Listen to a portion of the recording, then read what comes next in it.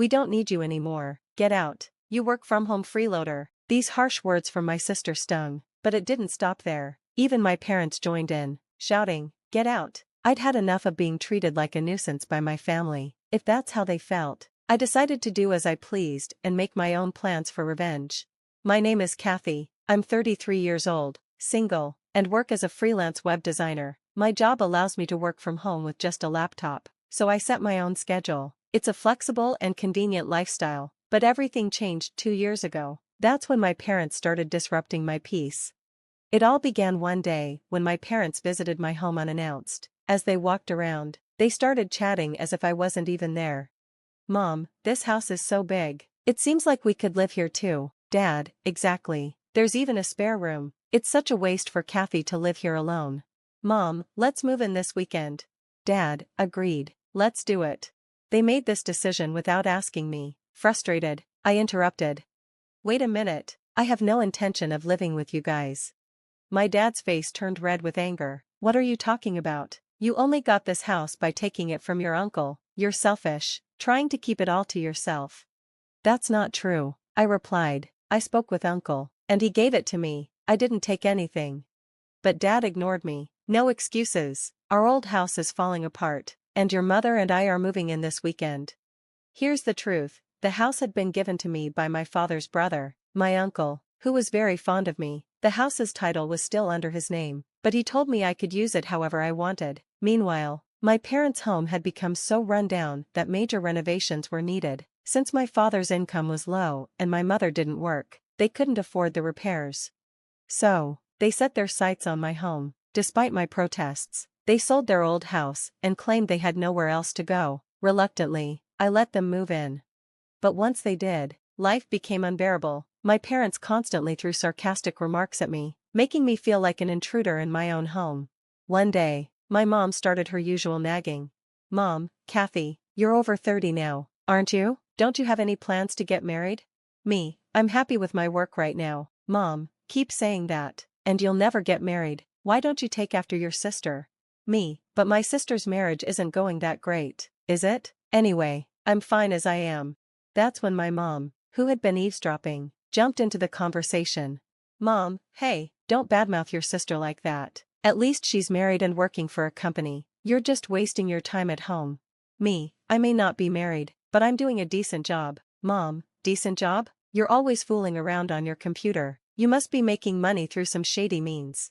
Me, shady? I earn a living through honest work. You don't have to worry about that. Mom, how dare you talk back? You're the total opposite of your sister. This was how it always went. My parents constantly compared me to my sister, Sandy. Sure, Sandy worked at a company, but she was only a temp. I didn't look down on her for that, but the truth was, I earned much more than she did. My parents just didn't understand how freelancing worked, and their remarks hurt. One day, while I was cooking dinner, since my parents never helped, the doorbell rang unexpectedly. I opened the door and saw Sandy standing there, carrying a huge amount of luggage. Me, Sandy? What's going on? Sandy, long time no see. Kathy, this is sudden, but I'm moving in today. I stared at her, confused. Me, what? Moving in? I didn't hear anything about this. Sandy, didn't Mom and Dad tell you? I got divorced. Me, divorced? Sandy, yep, so I'll be counting on you from now on. Without waiting for my response, Sandy marched inside, went upstairs, and claimed one of the empty rooms. I tried to protest, but my parents sided with Sandy. As usual, there was nothing I could do. After her divorce, Sandy quit her job and spent her days gossiping about me with Mom. My stress levels skyrocketed as I tried to deal with their constant criticisms and unfair treatment.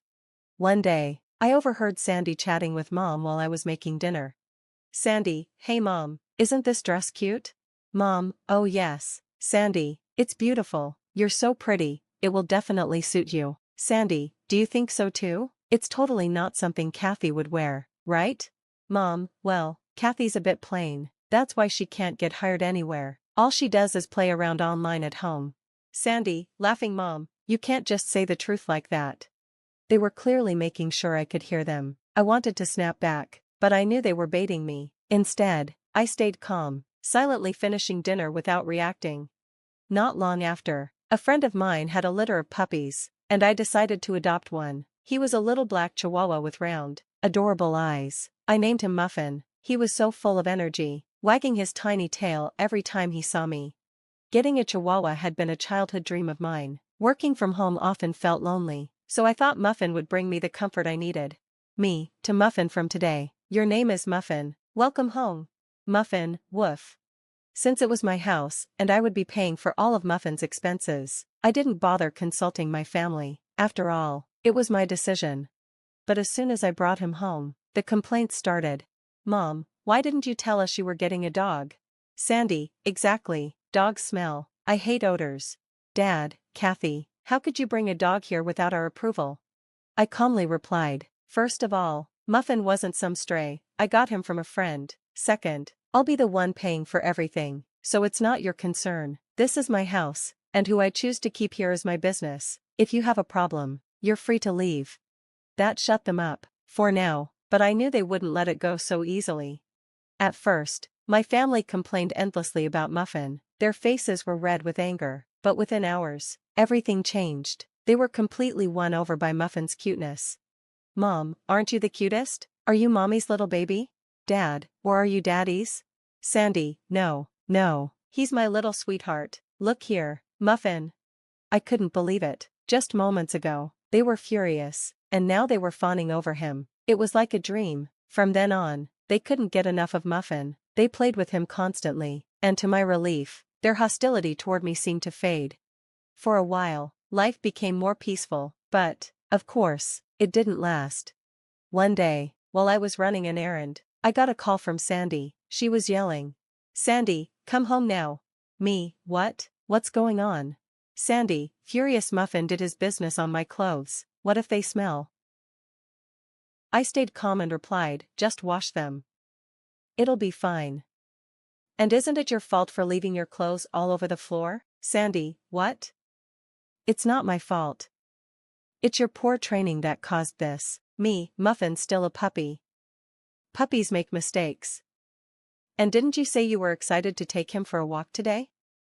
Did you actually do it? Sandy, well, I was going to, but this is your fault. You should have trained him better. You owe me for my clothes.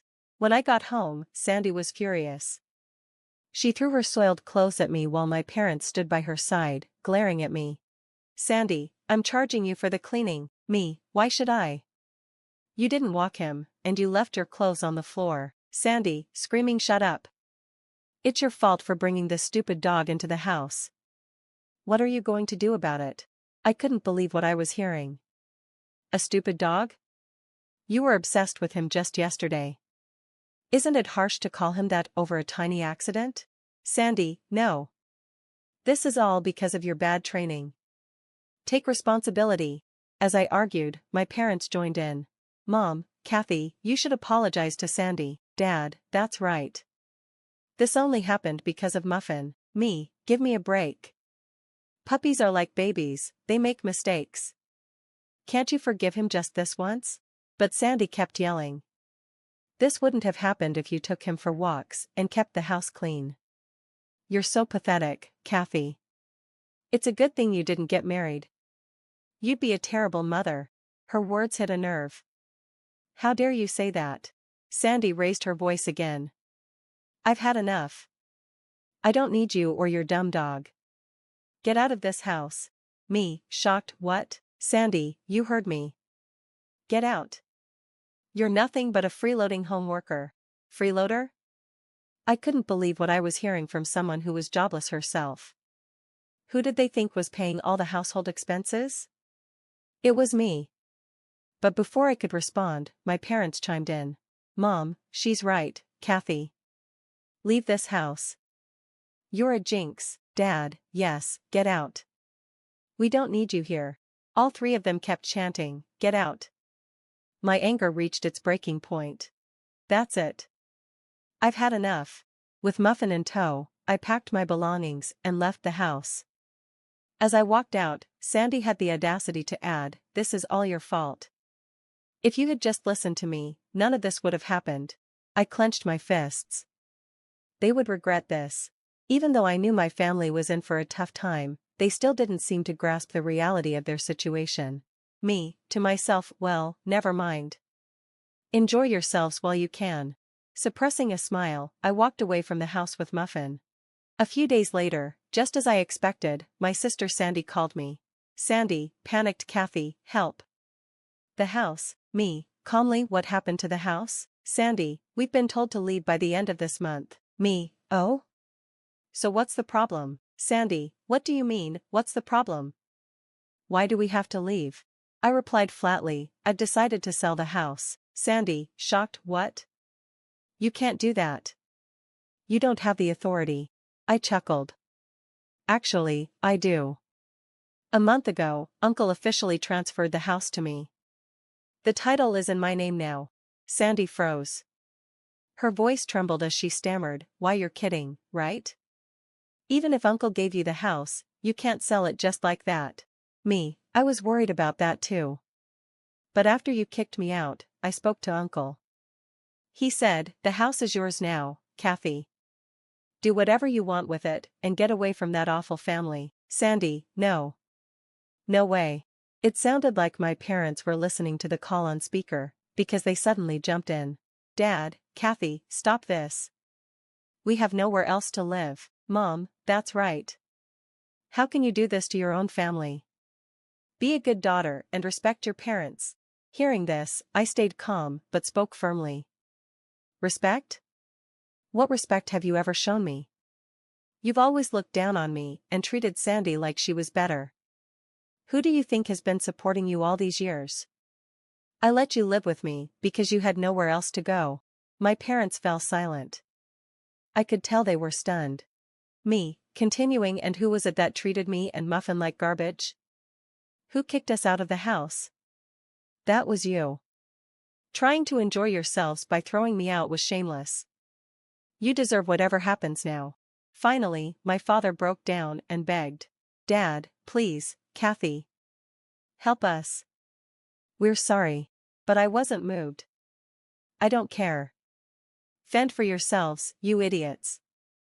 With that, I hung up the phone and blocked all their numbers. Muffin, who had been watching me raise my voice, let out a worried little woof. I picked him up and hugged him tightly. Me, I'm sorry for shouting, Muffin. It's all okay now. I'll protect you. Looking at Muffin's sweet face, I felt grateful I had gotten him away from such a toxic family. Whatever the future held, I knew we'd be fine as long as we had each other. Eventually, my parents and sister were forced to leave the house at the last minute, despite desperately trying to stay. With my father's small income and my mother and sister unemployed, they couldn't possibly live a comfortable life. From what I've heard, my parents now constantly nag my sister to find a job, and their relationships are getting worse by the day. I don't really care how they're living, but it's clear their situation has gotten much worse since I left. This is truly a case of reaping what you sow, it serves them right. As for me, I'm living a happy and peaceful life with Muffin in a lovely pet-friendly apartment. I can work whenever I want without anyone criticizing me. All my earnings go toward myself and Muffin, and no one can interfere with my choices anymore. Me, Muffin, shall we go to the dog park today? Muffin, woof. Muffin seems so much happier and more lively now, probably because he doesn't have to deal with that toxic family anymore. From now on, I want to protect him and enjoy this peaceful, fulfilling life together.